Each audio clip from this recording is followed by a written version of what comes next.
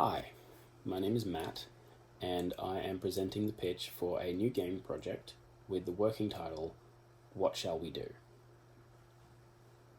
What Shall We Do is a card and miniatures based board game with an evolving story in a dreamlike world that includes many time periods and reflections of the human psyche. The game is intended to explore morality, decision making, emotional intelligence, and emotional effect. What Shall We Do will involve multiple scenarios and settings, and they will change depending on the actions of the players.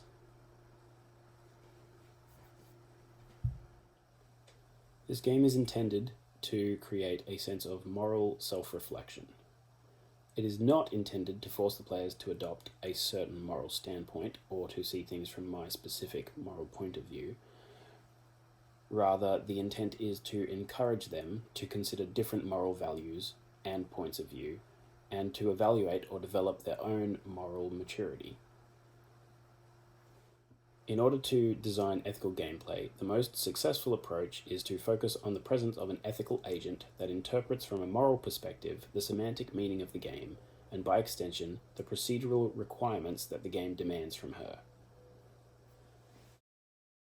The most important part of this game is the players.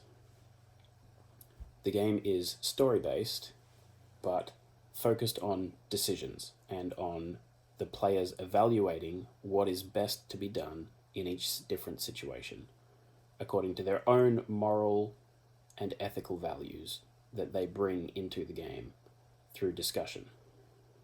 The game is intended for multiple people to be able to make decisions together. What Shall We Do is a cooperative and competitive game for up to 6 players. There are multiple ways to successfully finish a scenario or to win. And players can choose at any point during the game to try to compete or to try to cooperate to achieve their chosen goals. Players do not have to try to achieve the same goals in order to finish the game or the scenario. The game is set in a surreal, dreamlike world that takes the players through different scenarios, presenting them with decisions relating to their own survival, the group's survival, the well-being of the members of the society that they find themselves in, and the survival of people in that society, and the well-being of specific individuals and characters that they encounter. Each playthrough of the game will be different, and each scenario will also involve different characters, choices, and consequences, depending on the player's decisions, luck, and the narrative that they're playing. This game will attempt to simulate several different emotional effects that will impact the player characters depending on the choices that they make. The emotional states that will be represented in this game are inspired by the Atlas of Emotions and the Universe of Emotions, both of which will be linked at the bottom of this video. The emotional states that I have chosen to represent here are disgust, sadness, anger, fear, happiness, joy, love, and I also included fatigue, as it may contribute to many of these. The story of the game will unfold through the cards. The story has its own separate set of cards, which are larger than regular playing cards, which will have scenario scenes written on them. As the story unfolds, more cards will be placed onto the board, and players will read out the scenario, and if there is an action that needs to be taken, decide collectively or individually, depending on how they are playing, what the action should be. Players can take actions collectively if prompted by the scenario. However, often one player, whoever's turn it is, will be the person who needs to make the decision for themselves or for the group if they're working together. Players will not know the emotional cost of the possible consequences of their choice until after the choice has been made. There are also encounters where players may come across scenarios where they need to make a decision between attacking, running away, or trying to resolve a problem diplomatically. It's important to note that always choosing one of these three solutions every time is a bad strategy. Just like in real life, it's not always possible to resolve every situation by talking. It's not always possible to resolve every situation by fighting, and if you consistently run away, you don't solve any problems. Players will need to make decisions as to whether they will face conflict head-on or try to resolve conflict. There will be situations where players need to make decisions that may seem to have no clear right or wrong answer. An example of this is the train problem. The train problem is a moral conundrum which has two negative outcomes and no positive outcomes. The player may be standing by a device that will allow them to switch a train from one track to the other. There is an oncoming train that is going to hit a group of people who cannot get off the track.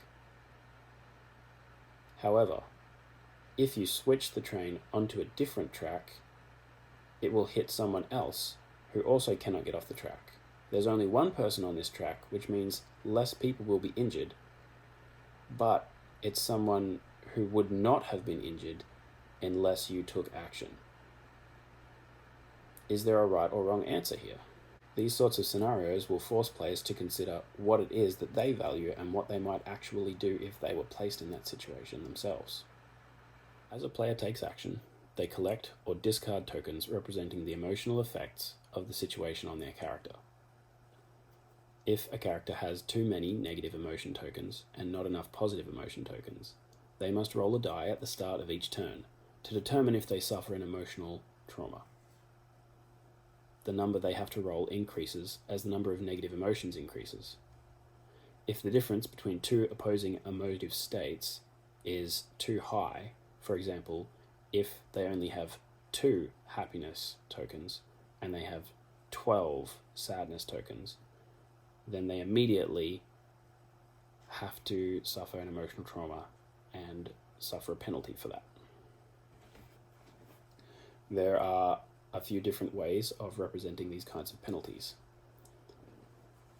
For example, if someone has far too much sadness, then their character may suffer depression. Depression might be represented by the player only being able to hold half the regular number of cards in their hands. If they have way too many tokens and their depression is out of hand, then they may also, before taking any action in a turn, roll a die to determine if they have the emotional energy necessary to take any action at all. And if they have so much that their depression is crippling, then they may also not be able to take any actions unless another player has their token on the same square as the player with depression. Another possibility is if a player has far too much fear, then they may suffer from anxiety. If they are anxious, then a possible way of showing this is before taking action, the player must roll to determine if they are paralyzed by anxiety. And if they don't roll high enough, then they can't take action. The number will go up depending on how much anxiety they have. If they have so many anxiety tokens that they move into the second stage, after making a decision for a story card, one of the big decisions, the player must roll to see if they second guess themselves. And if they do, then they either have to choose the other option or forfeit the choice entirely. Or perhaps, if their anxiety is very bad, they may not be able to make decisions unless another player is on the same space as they are on in order to help comfort them. The art in this game has 3 different styles. The first is intended to show normal reflections of the world through different periods of history, including the present day. The second art style that will be used in the game is intended to showcase a very bright surreal but positive image of the world and the way in which the player perceives it, suggesting that everything that the player sees is considered to be positive or to have hope. The third art style is a dark, horror-esque art style that is intended to showcase elements of mental illness, possible elements of power fantasy, and other negative emotional trends, and to suggest that the player's character is struggling with the way that they perceive the world.